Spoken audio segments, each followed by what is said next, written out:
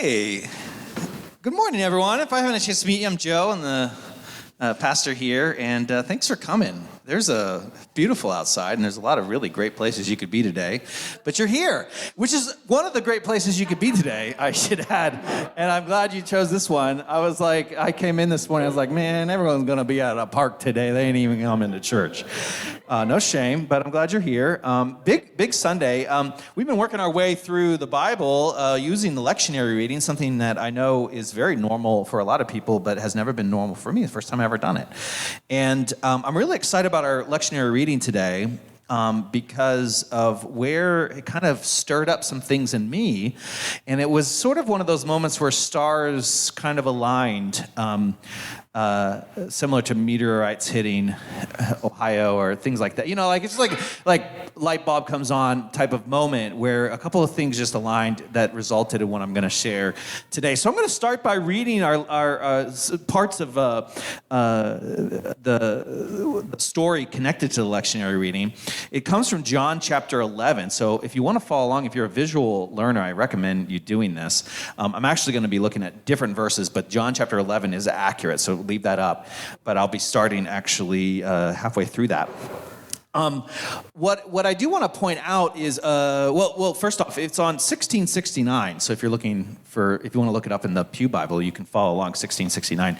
We're going to be looking at the raising of Lazarus from the dead, and it's a beautiful story. It's a beautiful story of what happens when God shows up late. If you've believed in God for any significant amount of time, it's probably a story you can relate to, at least half of it. I don't know if you've ever felt like God showed up late, when things got really bad, when it got even worse, and you keep waiting for something to change and it doesn't, and it just keeps getting worse and worse, and you're overwhelmed by it, and you're wondering where God is, and God hasn't shown up yet. If that's not something you have experienced yet, don't worry. There's still time. But it's something I know many of us have.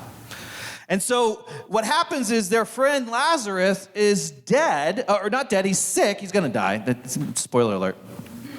He's sick, and they tell Jesus, and Jesus is really slow to showing up, which I actually really love, because in a lot of these passages, the finding out that somebody's sick or blind, and then Jesus healing them all happens kind of right away when Jesus meets them. But in this story, we find out what it really feels like to live a difficult life. They say, hey, Jesus, Lazarus is sick, and Jesus is like, all right, and then he waits a couple days.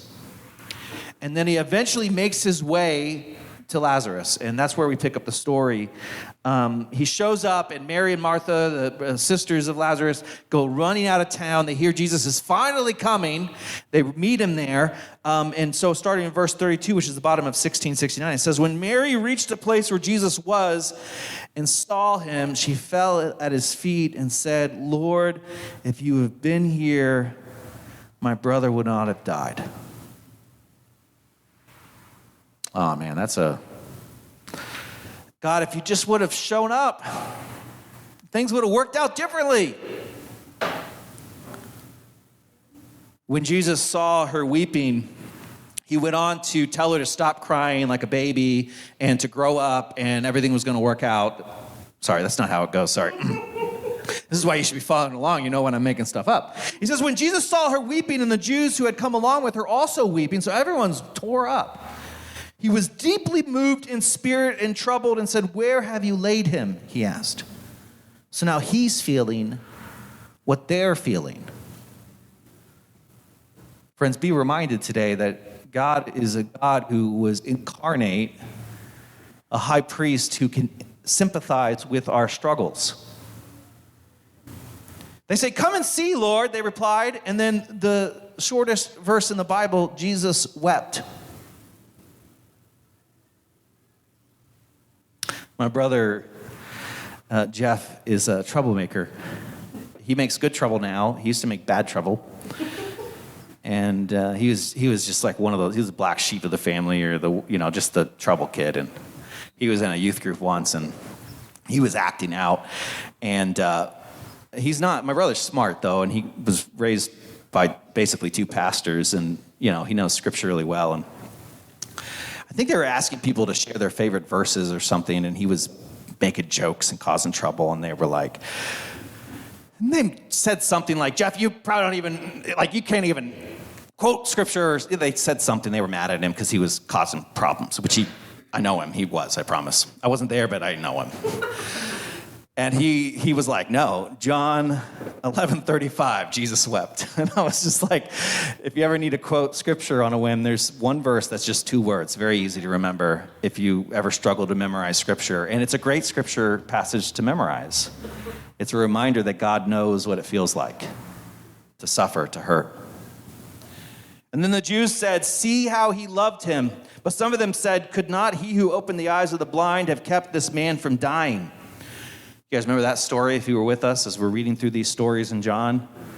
And Jesus heals the man who is blind. They remember it, and they said, what about that? Jesus, once more deeply moved, this is the 3rd time his emotions have been mentioned, reminding us that God in the flesh felt things. He came to the tomb. It was a cave with a stone laid across the entrance. An important detail. What does that sound like? What is that familiar to? In a couple weeks, we'll celebrate Easter, where there's a cave and a tomb and a stone rolled across it. We're meant to experience this story answering the question, what would Easter look like if we weren't Jesus? Because sometimes Jesus is like, Jesus is God, so that's totally different. But what would it look like? What would the resurrection story look like if we weren't Jesus? Well, the story of Lazarus is given, and we're given this story for this week. So he's in a tomb with a stone laid across the entrance. He says, take away the stone, he said. But Lord, said Martha, the sister of the dead man, by this time there is a bad odor, for he has been there 4 days. Then Jesus said, did I not tell you that if you believed, you would see the glory of God? So they took away the stone. Then Jesus looked up and said, Father, I thank you that you have heard me. I knew that you always hear me, but I said this for your benefit of the people standing there, that they may believe that you sent me. When he had said this, Jesus called in a loud voice, Lazarus, come out.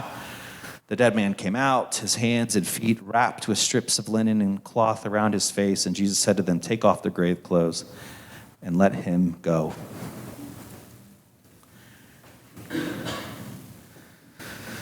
We believe in a God of resurrection. It doesn't always work out the way we want it to. We still live in a world where we lose people that we love. There have been people in our community and in my life, even this week, who've lost people that they love. It's a sober reminder that Lazarus, although raised from the dead here, would eventually die. All of our lives eventually end in death. But we believe in a God that can raise us from the dead even after death, that there's life, that in the end, death doesn't have the final say, that death doesn't define us. It doesn't define us in where we're headed. It doesn't define us in those we lose, that God can raise us from the dead in the life to come, but also in beautiful, metaphorical ways where God shows up when we feel like life can't get any worse. And I know it hasn't always happened, but it does happen. And I want to tell you a story where it's happened for me.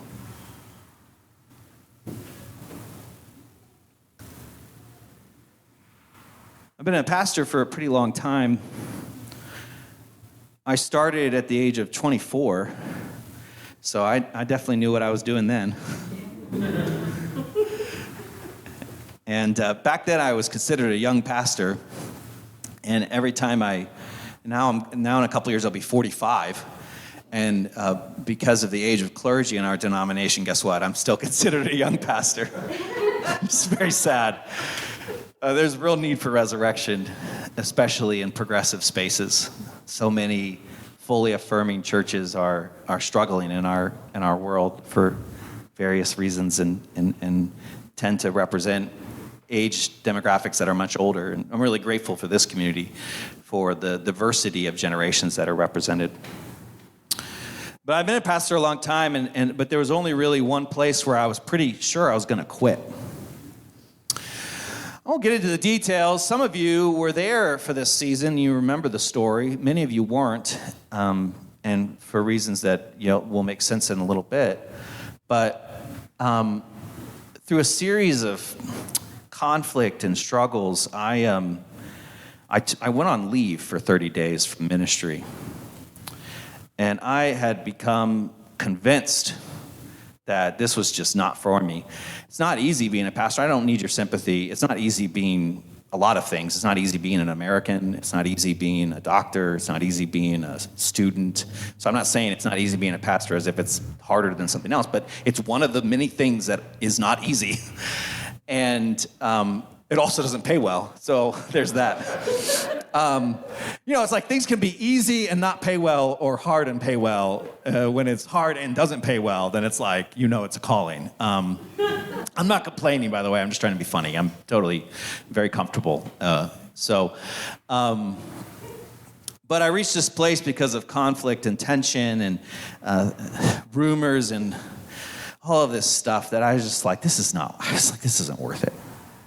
I don't know if any of you have ever struggled with mental health before, but I've struggled and have various seasons of my life struggled very deeply with depression and anxiety. So this is a season where depression and anxiety was very high for me, and I just didn't think I could continue on. A few things happened, and I decided not to quit. God, just long story short, God wouldn't let me, so I came back after that 30 days leave to find that the church had essentially split. At this point, I was serving a church called Central City, which merged with St. Luke's to become City View, so I'll get to that part of the story. But we had gone from a church that was in the process of becoming chartered, which means that we were self-sustainable. We were a new church start. We had a full-time pastor, and we had the income and expenses to be considered a fully functional church. But after this season of conflict and me going on leave, I came back, and half the people had moved on. And we were going to run out of money in a week. We were going to have to let go all of our staff. And so you have to imagine, I'm sitting here like, I didn't want to do this anymore anyways.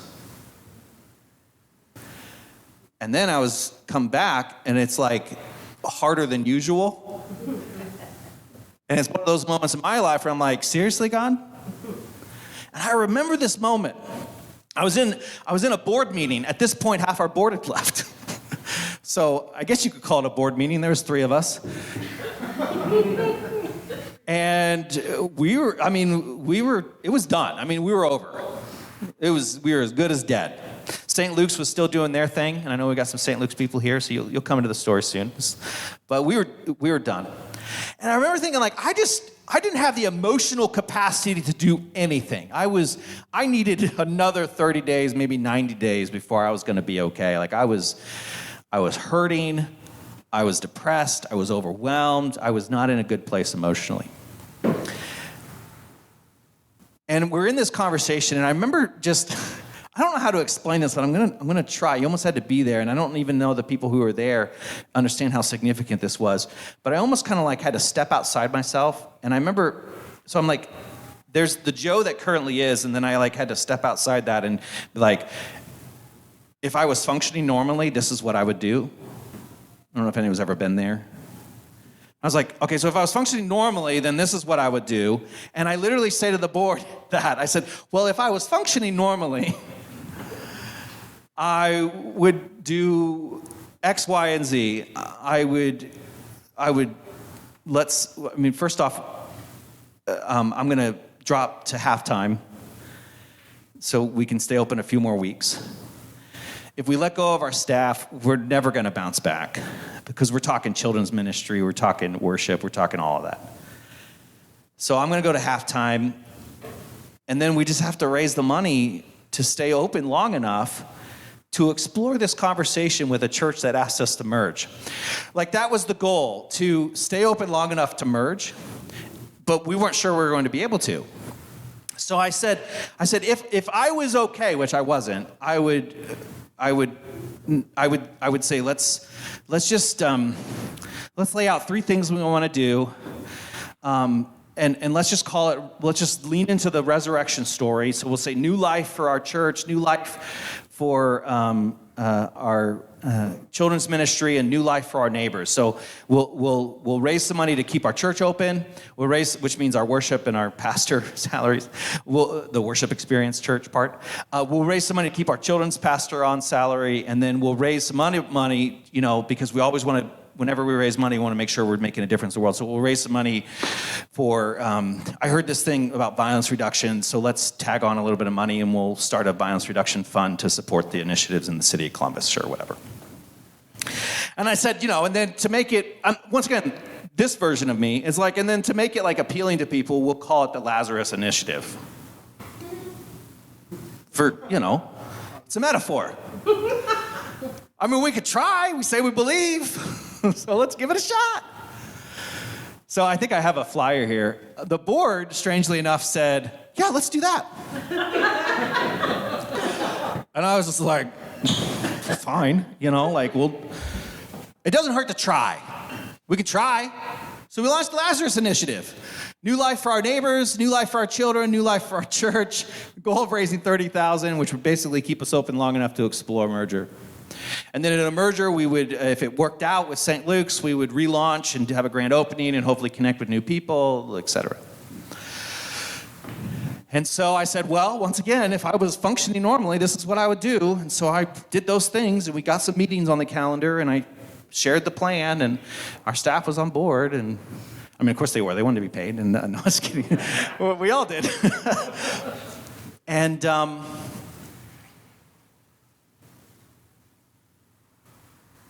in 2 weeks, we raised $30,000 from the 30 people who were left in our church. Lazarus story. That $5,000 went on to fund the Columbus Violence Reduction Fund. I hadn't told the city of Columbus we were doing this. So after we raised the money, I went and said, hey, by the way, we got $5,000 you guys can use however you want for micro grants and stuff. I had known that it was a need, but I hadn't told them we were going to do it because this was a 3-week plan that we put together. And they said, oh my gosh, that's great. And then it went on, and we went on to raise, I think, another $40,000 for the Columbus Violence Reduction Fund.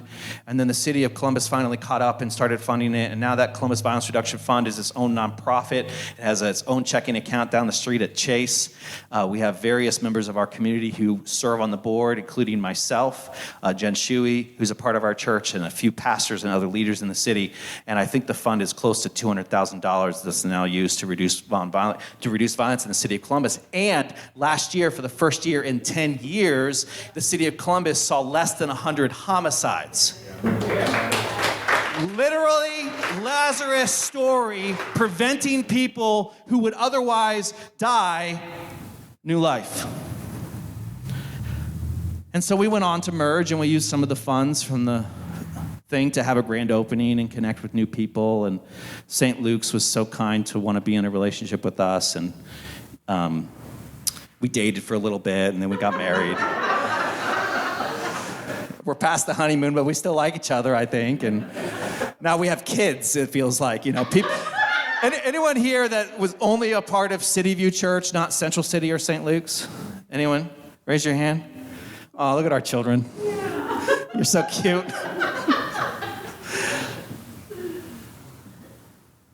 A resurrection story. So after a couple of years, we said, okay, what do we do next? And we knew that we needed to keep investing in our children's ministry. We knew that we needed to eventually have a youth group. Our kids were growing up. We knew that we needed to expand our classrooms because some Sundays we'll have 30-some kids. We knew that we needed to do some work on the playground. We needed to update some space. And so once again, I was feeling much better now, by the way, but it's the same logic. I said, well, Molly, our children's director at the time and still today, I said, what if we just put it down on paper, put it in front of people, and see what happens? And I think it was 30,000 again, because that worked last time. So we'll make that work this time. And we did, we did these 3 areas, and people decided to give, but it was more than just giving. It was a vision that rallied us together, and it was an invitation to be a part of the church. And we have a few projects that aren't done yet, but they're on their way. We're in the process of finishing our nursing room. It used to be a bathroom, so we have to dig up the floor and get rid of the plumbing because it's like 50-year-old plumbing, and we don't want it to leak eventually, and it's a whole thing. But eventually we'll have a room that was a small bathroom that'll be a nursing room or a quiet space for anyone who needs a quiet space. I was going to show you a picture, but I'm going to wait till it's done. So you can go look at it, but you go look at it with a little bit of imagination. Because it's a 60-year-old bathroom. But it's going to be real nice, I promise. We got a bunch of other projects. We updated the playground. We got a park bench coming. I think I have a photo for the park bench. Our local Fortin down the street did it. I know some of you are thinking, you paid extra for that logo. I don't think we did. I think it was very cheap. So for those of you who are like, don't splurge on our branding, we didn't, I don't think. But maybe we did. Tom can tell us. But it's beautiful aluminum park bench. I know you came to church to see pictures of park benches. But the real thing is, we knew we needed a youth group because our kids were becoming teens. We didn't have one. But I went downstairs during worship and took this photo. That's the youth downstairs. Yeah, that's crazy, right? So what I've learned, the secret to life and everything is when you feel like you should be doing something, even if you don't feel like you can do it, write it down on one sheet of paper and give it to people and see what God does. So that's what we're doing again. Our new vision for 2026, which our board just voted on and approved, it's a draft. Okay, so first off, I'm gonna share it with you, but I need you to agree that you'll look at it only if you agree that we might change it. Okay, is everyone all cool? Everyone willing to be flexible?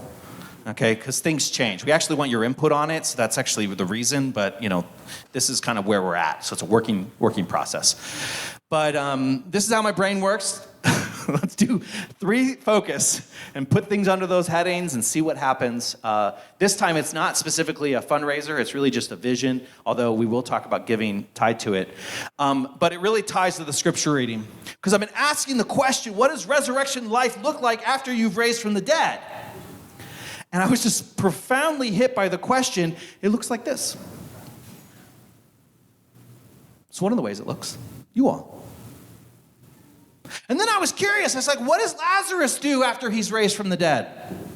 The very next chapter, if you read it, Jesus is passing back through Bethany, and it says that he stayed at Lazarus' house and had a dinner. We were joking before worship. When Lazarus raises from the dead, the next story is about him eating. When Jesus raises from the dead, one of the next stories is about him eating. There's something about once you've been raised from the dead, you got to pull up a chair, make room. And so Lazarus makes room for Jesus to stay with him. There's a bunch of other stuff that happens in that story, but the part that struck me was that he created space in his home for Jesus to show up, and that's ultimately what we want to do. So one of the big vision for us in 2026 is this idea of making room. And so I do have one pager. Can I get a couple volunteers pass this out? It'll go quicker if I get one more person to help. Oh, I need one. Oh, geez. Yeah, sorry. I don't have it memorized. Yeah, I know, but that's small.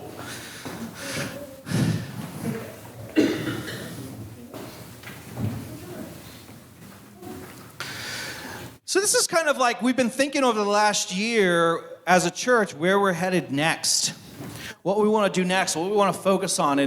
And there's so much more to our church than even what's on this document, but one of the things that's been helpful for us in the past and what I think will be helpful for us again is, okay, so our church doesn't have like a 5-year, 10-year plan. In fact, I remember when Christy first started attending, she's from much bigger churches with more strategic pastors than me, and she's like, so what's the 5-year, 10-year plan? I was like, I know what I'm doing this week, and I plan on writing that sermon before Sunday.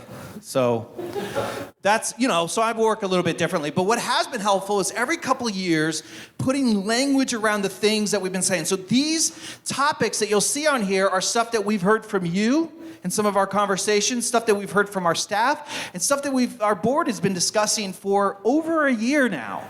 And what I challenge the board based on my own experience is just say, hey, let's just put it on a piece of paper and give it, let's just try. What would hurt if we just try? So there's 3 parts to this of making room. The first one is making room for new people and new generations. At the heart of this, we're exploring a couple things. We want to reignite some of our small group spaces, our community spaces. We also want to create more creative spaces. We've seen in our community a lot of people like showing up when there's things like craft afternoon or poetry, open mic nights, or places where we really heard that there's an interest and a desire for more places for people to express their authentic self. So we want to create space for people to do that. We want to continue investing in our children, youth, and now we've got to, just like before, we had a children's ministry, and we're like, oh, we're going to need to figure out a youth ministry. Now people are like, we got to figure out a young adult ministry. And I'm like, oh, geez, people need to stop growing up. This is hard. But we also want to explore some kind of worship gathering that's not a Sunday morning experience. We don't know what that looks like. Something for people who are ready to give up church, have no interest in being a part of a faith community anymore, and this might be their last chance, the last chance they give a church. And so we're going to be putting together a team to help us think through what that could look like. It might be something on Saturday night or Monday night, or I don't know. We don't know yet. But something that's different, that's probably not in a sanctuary, that probably won't have a traditional service structure, but gives people a place to experience God in a way that might connect with them. And so we're going to be looking for people to speak into that, and I'm going to be knocking on doors and tapping shoulders for people to help. Making room for our neighbors. We always want to make sure that whenever we cast a vision, it includes people that aren't us. That benefits people who will never come into our doors. And so the places where we're currently doing that include the Feminine Resources Free Store, which you've heard about, the Religious Trauma Team, which you might not have heard about, but Jen Shuey is leading, creating spaces for people who've experienced religious trauma to talk about that. And then we want to, once again, as we build a team to help us think about what it means to make room for our neighbors, to explore what other ways that we can create space for us as a church to volunteer and give back to those who need it in a meaningful way and in a coordinated effort. And so we'll be forming basically a team for making room, and then a team that's focused on new people, new generations, a team or focus group focused on our neighbors, and then the last one, making room for people with disabilities. Part of this campaign involves hopefully updating some of our spaces to make it more welcoming, and for two reasons. One, throughout the week, adults with disabilities are in this space multiple times a week, but so is other people in our neighborhood.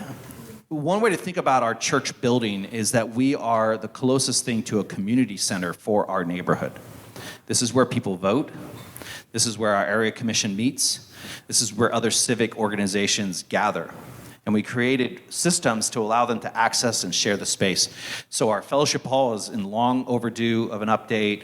We want to explore some potentially refinishing the floor in here, some other things. But the big thing is creating space for people with disabilities. And one of the ways that we want to do that is by looking into replacing a new modern, reliable elevator lift.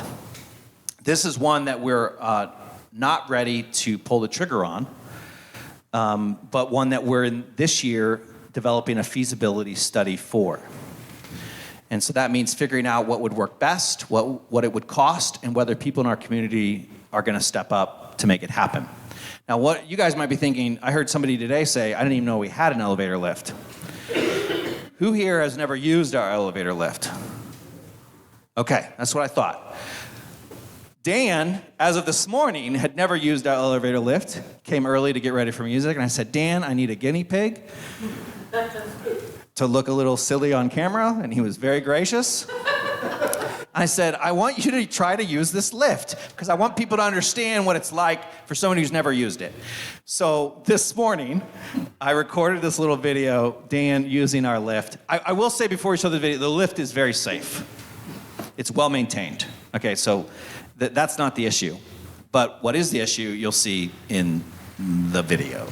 Hey everybody, Joe here with Dan, and we're gonna check out our lift. We want you to see what it's like. I know many of you haven't used it. Every week, dozens of people use it who need it. So Dan, why don't you give it a shot, and let's see how it goes. Okay. Oh. Well, it's locked. Yeah, well, you gotta call it. So you got to figure out how to bring it down. So there's a that? Yeah, and it's not working, is it? No. Okay, so let's go upstairs and see what's going on. Okay. So in order for it to work, you got to make sure the gates are all closed. So why don't we check this one? Will this open? Okay. Yes. This one's All open. right. So are the gates closed? No. They got to be closed just right. All the way just right. All right, so that's closed. It's closed. All right, now it should go down. Let's go back down. Okay. Good thing you didn't need the elevator to get up here, because otherwise we would have been in trouble. No. So now try calling it. Okay. Oh, Okay, you can hear it I can moving. hear it moving. So it's on its way. Now, piece of advice, don't pull on that door till it's done moving, because it'll trip it. Okay. All right, now I think try it's, it. Yeah. All right, now you gotta open the gate Okay. and go ahead and go in. Let's go in. I'm gonna squeeze in with you. Oh, okay. So I'll close it since I'm on this side. There's a phone that has. All right, leave switches on. Do not turn them off. So which is the? So S. That's a good guess, yeah. One. Lower lobby 1 and 2. Is there an upper level? I don't know. This is ground.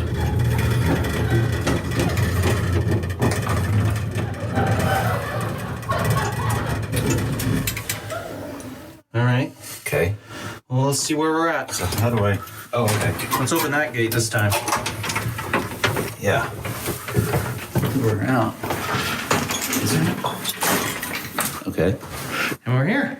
We made it. We made it. What do you think? It's hit or miss. Yeah. Have you ever used it before? No, Do never. you think if you showed up? Never been in that elevator before. No? Do you think if you showed up, would you be able to figure it out on your own, especially if you were disabled? No, especially if the gate was open and it was locked downstairs or upstairs or. Yeah, I have no idea. Did you guys close the gate this time? Yeah, that's what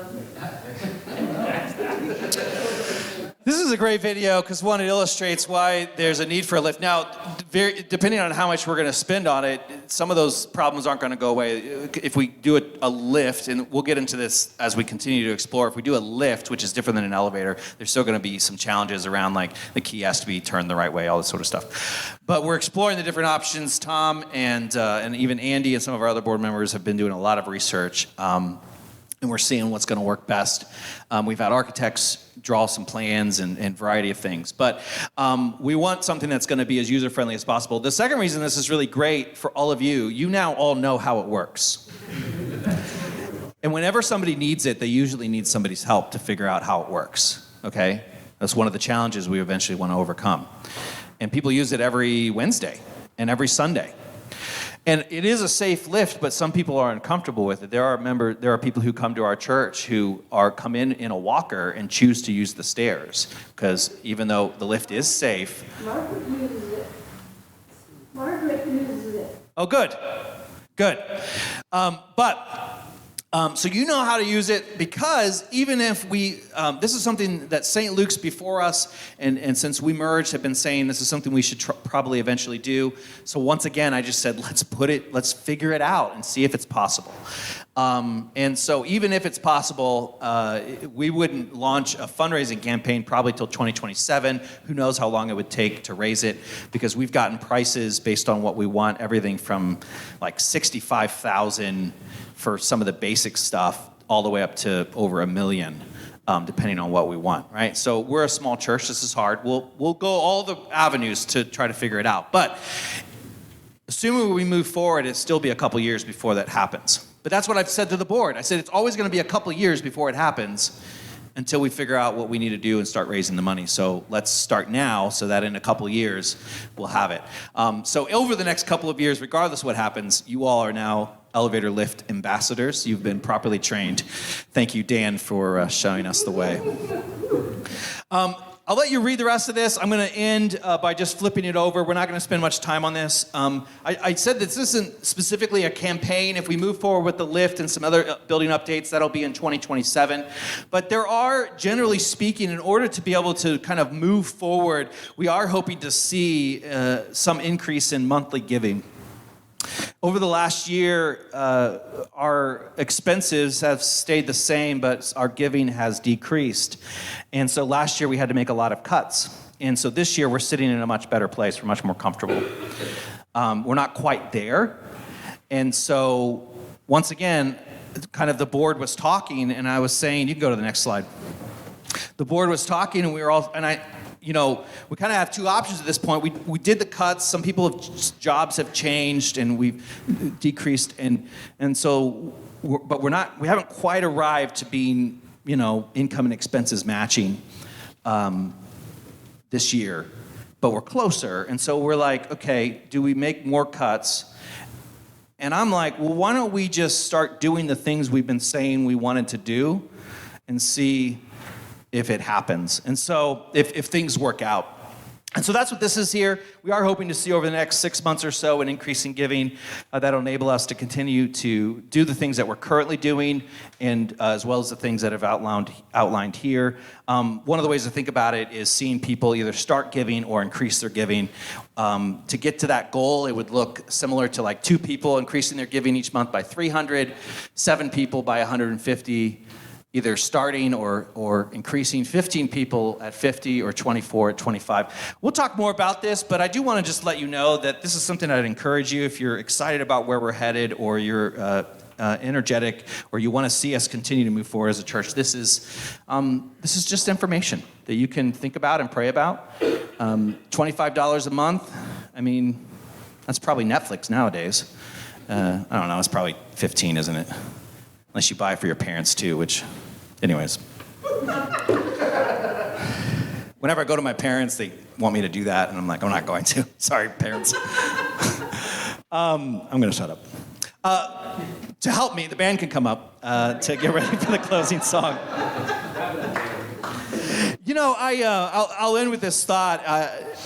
I was sitting with the Lazarus story, thinking about what I was going to talk about today, and I just wasn't sure, and I do kind of sometimes go with my gut, or what I believe is sometimes the Spirit, and I wasn't sure what I was going to say, and I was wrestling with it.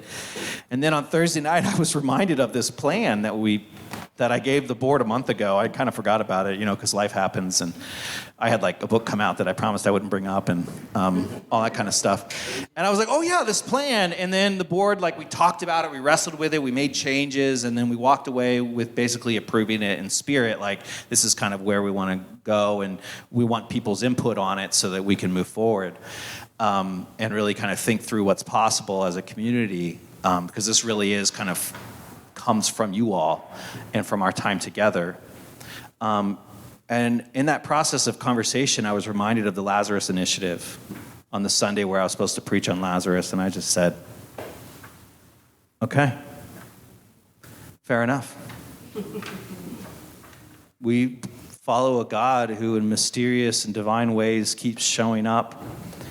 And in a world where there is so much hate, in a world where there is so much death and violence, in a world where there is confusion, where I think at times life can feel very overwhelming, I am grateful that we can be just a small space where grace and dignity is celebrated, where authentic expression is invited, where people with disabilities can find a home and be loved. And so grateful for Delaney and Sammy and all the volunteers who do that, which, by the way, they still need volunteers for the Easter egg hunt. So if you're moved by that, talk to Delaney after the service.